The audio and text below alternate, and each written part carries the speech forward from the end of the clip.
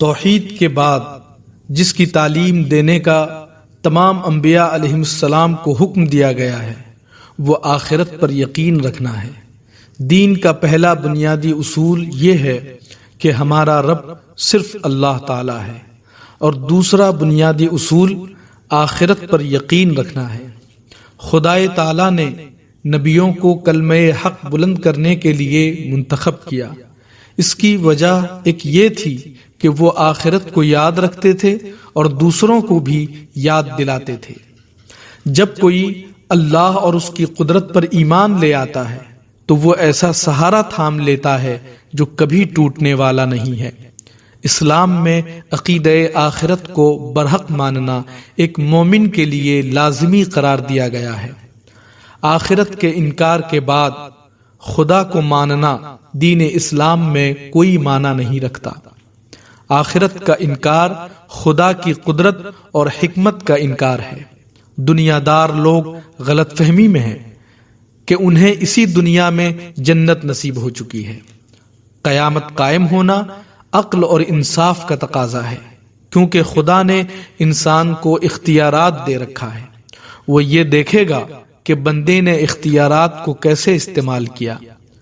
قیامت ہونا صرف عقل ہی کا تقاضا نہیں بلکہ اخلاق کا بھی تقاضا ہے۔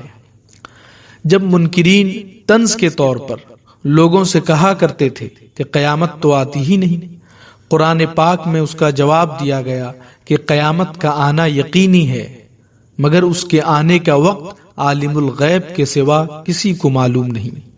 جس طرح آج کے بعد کل کا آنا یقینی ہے، اسی طرح آخرت کا بھی ہونا لازمی ہے۔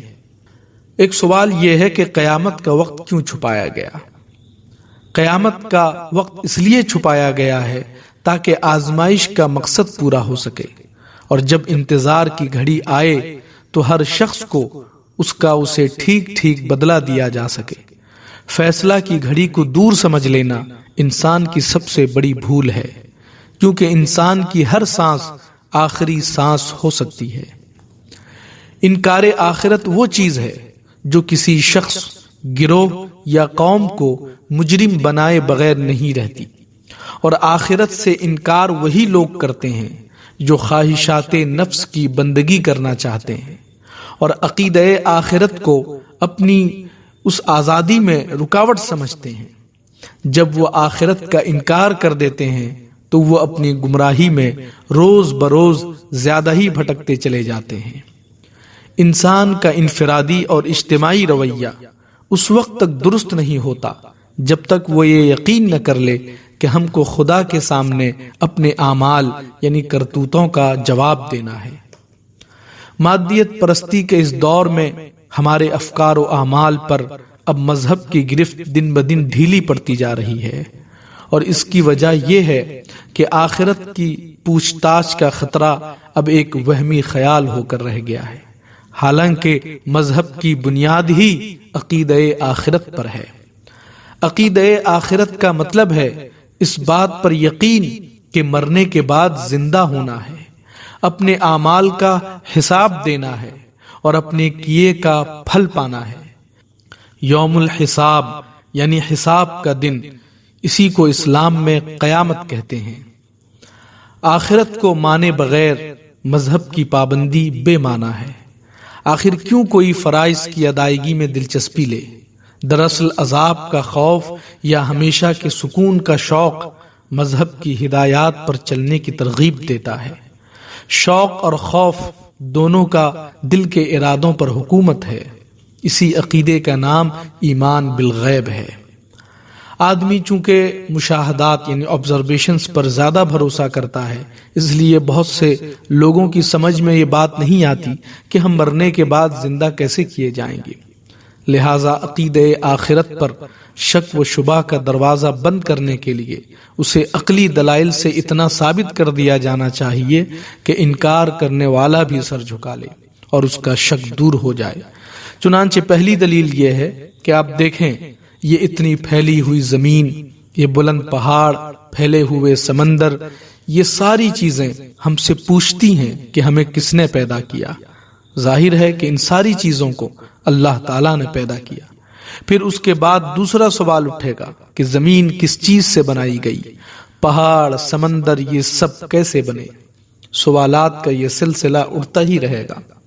بالآخر آپ یہ کہیں گے کہ اللہ تعالیٰ نے ان ساری چیزوں کو بغیر کسی مادہ سبسٹینسز کے صرف اپنی قدرت سے پیدا کیا۔ اور قدرت سے پیدا کرنے کا مطلب یہ ہے کہ اللہ تعالیٰ نے جس چیز کو پیدا کرنے کا ارادہ فرمایا اس کے لیے لفظ کن یعنی ہو جا فرما دیا، اور وہ چیز خدا کی مرضی کے مطابق وجود میں آ گئی۔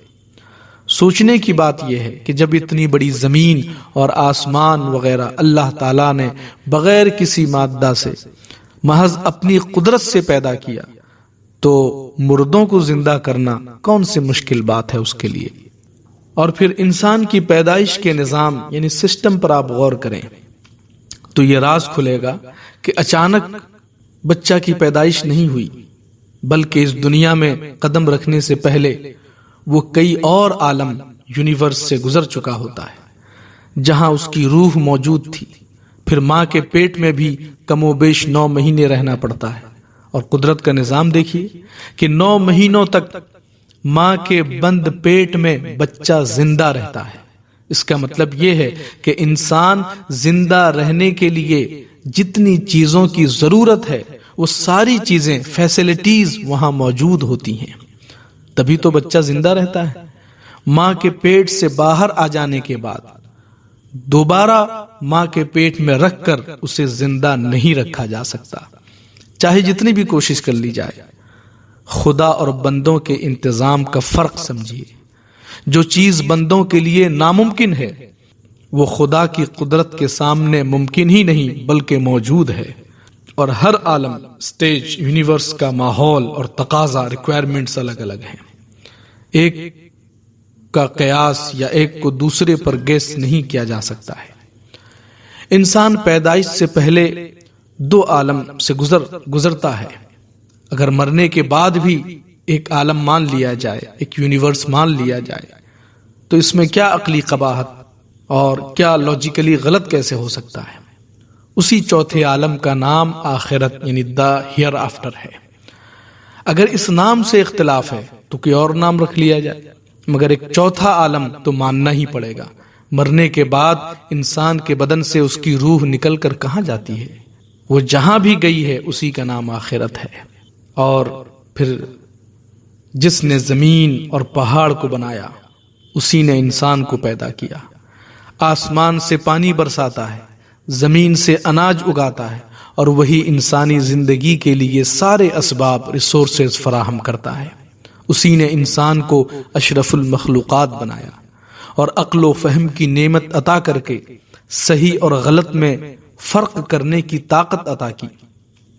انسان کا مقام جتنا بلند ہے اسی اعتبار سے اس پر ذمہ داریاں بھی عائد کی گئی ہیں۔ ایسے میں عقل بھی یہ چاہتی ہے کہ زندگی بھر کے کاموں کا حساب و کتاب کرنے کے لیے ایک دن مقرر ہو، تاکہ اچھا کام کرنے والوں کو انعام ملے اور برا کام کرنے والوں کو سزا۔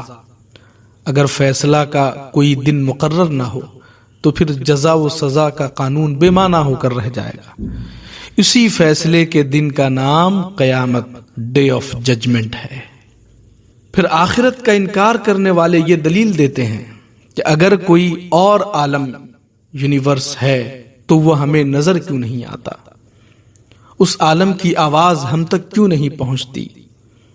حالانکہ کسی چیز کا آنکھوں سے مشاہدہ نہ ہونا اس چیز کے نہ ہونے کی دلیل نہیں ہے، اور کسی آواز کو اپنے کانوں نہ سن سکنا اس بات کی دلیل نہیں بن سکتا کہ آواز کا وجود یعنی ایگزسٹنس ہی نہیں ہے۔ دیکھیں آپ، ریڈیو اسٹیشن سے جو آواز نشر کی جاتی ہے، پبلش کی جاتی ہے، وہ موجود ہوتی ہے مگر ہم اسے دیکھ نہیں پاتے ہیں، اور بغیر ریڈیو کے اسے سن بھی نہیں سکتے۔ اسی طرح ٹیلی ویژن میں جو تصویریں ہوتی ہیں، بغیر ٹیلی ویژن کے انہیں دیکھا نہیں جا سکتا، اور نہ ہی وہ تصویریں فضا میں اڑتی نظر آتی ہیں۔ معلوم ہوا کہ بہت سی چیزیں موجود ہونے کے باوجود ہمیں نظر نہیں آتی، ہم سن نہیں سکتے۔ ہمیں کچھ چیزوں کو دیکھنے اور سننے کے لیے ذرائع کی ضرورت ہے، ڈیوائسز کی ضرورت ہے۔ اور پھر عالم آخرت کا تصور صرف اہل اسلام ہی کے عقیدے میں نہیں ہے، بلکہ دنیا کے سارے انسانوں کی فطرت، نیچر اسی عقیدے سے